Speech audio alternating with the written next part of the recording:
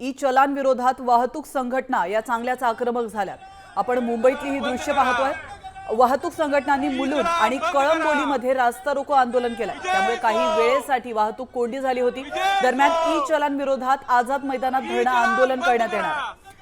तर कळंबोलीतली आपण ही दृश्य पाहतोय आणि दुसरीकडे मुलुंडमध्ये देखील हे आंदोलन मोठ्या प्रमाणात पेटलेलं आहे। ई चलान विरोधात वाहतूक संघटना आक्रमक झालेल्या आहेत। ई चलान बंद करा अशा घोषणा या वाहतूक संघटनांकडून देण्यात येत आहेत। आता या आंदोलनाची प्रशासन कधी दखल घेतंय हे पाहणं महत्त्वाचं असणार।